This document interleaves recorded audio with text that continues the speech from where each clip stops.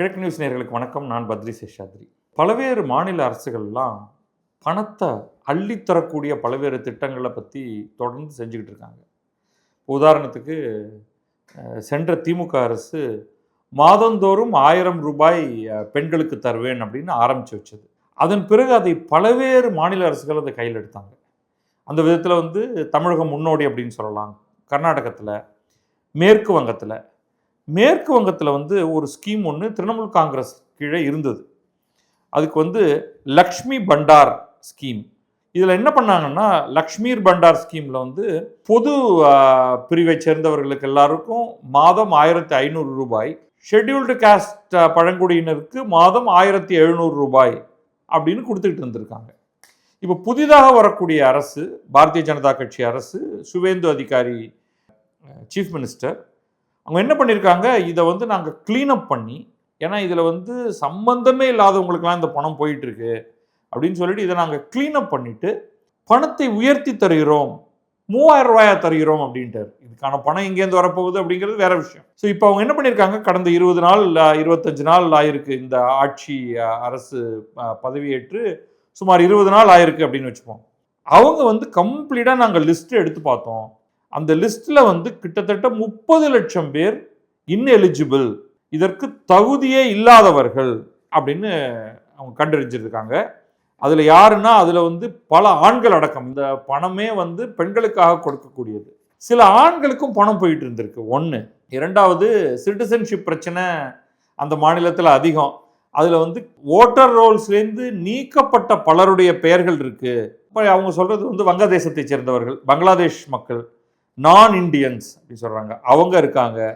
Focus beneficiaries, அப்படிப்பட்ட ஆளே கிடையாது, ஆனால் ஏதோ ஒரு அக்கௌண்ட் உருவாக்கப்பட்டு அதில் மட்டுமே போயிட்டு இருக்கு அப்படிங்கிற மாதிரி கண்டுபிடிச்சு அவங்க எல்லாரையும் நீக்கியிருக்கோம் அப்படின்ட்டு.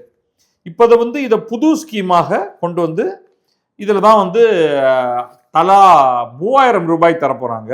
இது தினமலர்லையும் ஒரு கட்டுரை வந்திருக்கு. மகளிர் உதவித்தொகையை அபகரித்த ஆண்கள், மம்தா ஆட்சியில் நடந்த முறைகேடுகள் அம்பலம் அப்படின்ட்டு.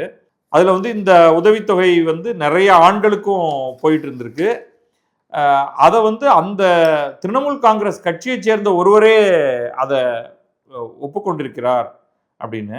30 லட்சம் பயனாளிகள் தகுதியற்றவர்கள் என்று கண்டறியப்பட்டுள்ளது. எப்படி ஆண்களும் வாங்குறாங்கன்னு அவங்க என்ன பண்றாங்கன்னா, முர்ஷிதாபாத்தை சேர்ந்த கிராம பஞ்சாயத்து உறுப்பினர், அதில் ஒரு முர்ஷிதாபாத்தில் ராதர்காட் அப்படிங்கிற கிராமத்தில் இருக்கக்கூடிய கிராம பஞ்சாயத்து உறுப்பினர் ரகிபுல் ஷேக், அவருடைய மனைவி, 2 பேருக்கும் பணம் போகுது. டெக்னிக்கலி அவன் மனைவிக்கு மட்டும்தான் பணம் போகணும், இவருக்கும் பணம் வருது. இன்னொரு கேஸில் மேற்கு மிட்னாப்பூரை சேர்ந்த திரிணாமுல் காங்கிரஸ் நிர்வாகி உத்தம் குமார்ங்கிறவருக்கும் இந்த மாதிரி பணம் போயிட்டு இருக்கு. அவங்க அதை கிளீனப் பண்ணுறதுக்காக ஒவ்வொருத்தராக அதை கண்டுபிடிச்சு அவங்கள போய் போலீஸ் போய் கேட்குறாங்க, எனக்கு பணம் வந்துகிட்டு இருந்ததுங்க, என் கணக்கில் வங்கியில் லக்ஷ்மி பந்தார் திட்டத்தின் கீழே பணம் வந்துகிட்டு இருந்தது, நான் அதை வட்டார வளர்ச்சி அலுவலர்கிட்ட புகார் தெரிவித்தேன், எனக்கெல்லாம் கொடுக்குறீங்க, நான் ஆண்க அப்படின்னு சொன்னேன்.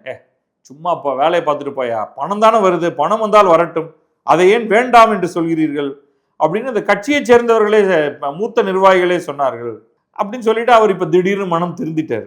மனம் திருந்தி, முந்தைய ஆட்சி ஊழல் நிறைந்த அரசாக இருந்தது, அதோடைய பலன் எங்களுக்கு கிடைச்சது, தோத்து போயிட்டோம் அப்படிங்கிறார். வேற ஒன்றும் இல்லை, முறையாக விசாரித்தால் முந்தைய ஆட்சியில் நடந்த ஊழல்கள் எல்லாம் வெளிச்சத்துக்கு வரும் அப்படின்னு சொல்றாரு அவரு. பாவம், அவரை போய் கைது செய்திருக்காங்க. இது நியாயம் இல்லை. அவருக்கு பணம் வந்துகிட்டு இருந்தது, தப்பா பணத்தை கொடுத்தது யாரோ, அவரை விட்டுட்டு இவர்கிட்ட நீ எப்படி இந்த பணத்தை தப்பா வாங்கின, அதுவும் அவர் புகார் கூட தெரிவிச்சிருக்காரு. அவரை கைது செய்து விசாரணை நடத்திட்டு இருக்காங்களாம். இதெல்லாம் வேஸ்ட் ஆஃப் டைம். அதனால தான் இந்த யூனிவர்சல் ஸ்கீம் எல்லாத்து மேலேயுமே பிரச்சனை. we have 2 types of schemes. ஒன்று டார்கெட்டட் சப்சிடின்னு சொல்லுவோம், இன்னொன்று யூனிவர்சல் சப்சிடி. யூனிவர்சல் சப்சிடினா அவன் என்ன சம்பாதிக்கிறான், அவன் யாரு என்ன எதையுமே பார்க்காத, வீட்டுக்கு வீடு போய் தன் ரூபாயை கொடுத்துட்டு வந்துடும். அது எப்படியும் ஏழை மக்களுக்கு பயன் தரும். பட் அதில் பயங்கர வேஸ்டேஜ் இருக்குது அப்படிங்கிறது இடதுசாரிகள் இதை ஏற்றுக்கொள்வதே இல்லை. இப்போ கொஞ்சம் அந்த ரைட் ஆஃப் சென்டர் பொருளாதார அவங்க என்ன சொல்லுவாங்கன்னா, டார்கெட்டட் சப்சிடி பண்ணு, முதல்ல ஒரு ஸ்கீம் யாருக்கு அப்படின்னு சொல்லு. இப்போ நமக்கு அனைத்து ரேஷன் கார்டுகள், அதில் சில ரேஷன் கார்டுகள் நீங்களாக, மீதி எல்லாருக்கும் மாதம் 1000, அடுத்த மாதம் 2000, இப்போ இவர் 2500ன்னு சொல்லியிருக்காரு விஜய். ஆனால் கஜானால என்ன இருக்குன்னு வெள்ளை அறிக்கைக்கு பிறகு கன்சிடர் பண்ணலாம் அப்படிங்கிற மாதிரி ஏன் அப்படி அள்ளி வீசுறீங்க?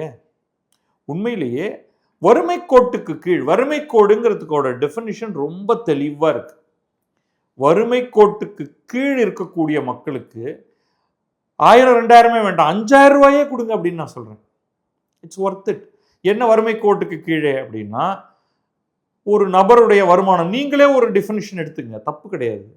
பட் அதுக்கு நிறைய பேரை கொண்டு வராதிங்க. இப்போ உதாரணத்துக்கு கிராமப்புறங்கள் 3ஆக பிரித்து கொள்ளுங்கள். பெருநகரங்கள், ஒரு மிட் சைஸ் நகரம், கிராமம். கிராமத்தில் ஒரு தலைக்கு 2000 ரூபாய். உங்கள் வீட்டில் 5 பேர் இருக்காங்கன்னா மாதம் 10,000 ரூபாயாவது வருமானம் இருக்கணும். கொஞ்சம் பெரிய நகரத்தில் தலைக்கு 3000 ரூபாய். அதை விட பெரிய நகரத்தில் தலைக்கு 4000 ரூபாய் அப்படின்னு ஒன்று வச்சுக்கங்க. டோட்டல் இன்கம் அந்த மாதிரி வருது அப்படின்னா அவர்களுக்கு, அதுக்கு மேலே வருதுன்னா அவர்களுக்கு ஒன்றும் கிடையாது.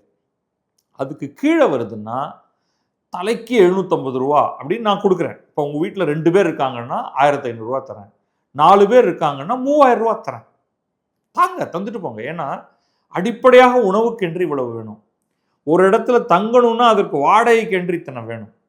அதை கூட பெற முடியாத நிலையில் இருப்பவர்கள் ஏழ்மையில் இருக்கிறார்கள். அப்போ அவங்க சாப்பிட்றது சரியா இருக்காது, சத்து குறைபாடு இருக்கும், அவங்களுக்கு நோய் வந்தால் அதை எப்படி அவங்க ஹேண்டில் பண்ணுறதுன்னு தெரியாது, மருந்து மாத்திரை வாங்குறதுக்கு காசு இருக்காது, பக்கத்தில் இருக்கிற டாக்டர்கிட்ட போய் 100 ரூபா கொடுக்கறதுக்கு காசு இருக்காது. ஆஃப்கோர்ஸ் அரசு மருத்துவமனையும்பீங்க, அதுக்கு போய் க்யூவில் நின்னா போயிடும், அன்றைக்கி காலையில் வேலை செய்ய முடியாது. ஸோ இந்த எல்லா கஷ்டங்களையும் அவங்க இன்றைக்கி சகிச்சுக்கிட்டு இருக்காங்க. ஸோ அவர்களுடைய வாழ்வை மாற்றுறதுக்கு நீங்கள் கொஞ்சோண்டு கொடுக்குறீங்க. மாறாக அப்படியெல்லாம் இல்லைங்க, நாங்கள் இந்த எல்லா ரேஷன் கார்டுக்கும் 2500 ரூபா தருவோம் அப்படின்னா எல்லாருக்கும் பணம் போகுது. ஆனால் அதில் நிறைய பணம் உண்மையிலேயே வேஸ்டேஜ். அதுதான் targeted subsidy versus universal subsidy. இதை செய்யறதுக்கு ஏன் பல பேர் பண்ண மாட்டேங்கிறாங்கன்னா இந்த பிரச்சனையினால தான். யார் பெயரை சேர்ப்பது, யார் பெயரை நீக்குவது, அதில் கட்சி சார்பு வர ஆரம்பிக்கும்.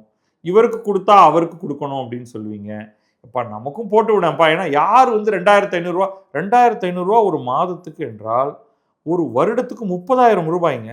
30,000 ரூபாய்ங்கிறது சாதாரணமான அமௌண்ட் கிடையாது.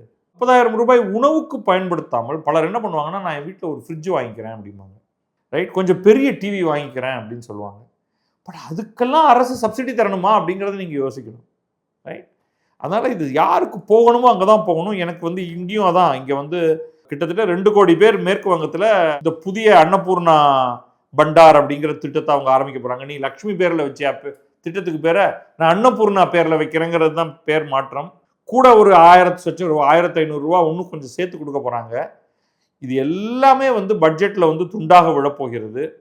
மேற்கு வங்கமாக இருந்தாலும் சரி, தமிழகமாக இருந்தாலும் சரி, கர்நாடகமாக இருந்தாலும் சரி, இப்படி பணம் கொடுப்பது, அதுவும் சகட்டுமேனிக்கு பணம் கொடுப்பது என்பது ஒரு மோசமான செயலாக தான் இருக்கும். இந்த முறை தோற்றவர்கள் என்ன பண்ணுவாங்கன்னா, அடுத்த முறை ஜெயிப்பதற்காக நான் 5000 ரூபாய் தருவேன்பாங்க. அப்போ ஆட்சியில் இருப்பவர்கள் ஆட்சியை தக்க வைத்துக் கொள்ளணும்னா நான் 7000 ரூபா தருவோம் அப்படின்னு ஏலம் விடுறத கதையாக போகும். Net result is going to be disaster. At least இந்த இன்எலிஜிபிள் பீப்புள், தகுதியற்றவர்களை நீக்கியிருக்கார்கள் அப்படிங்கிறதுக்காக சந்தோஷப்படுவோம்.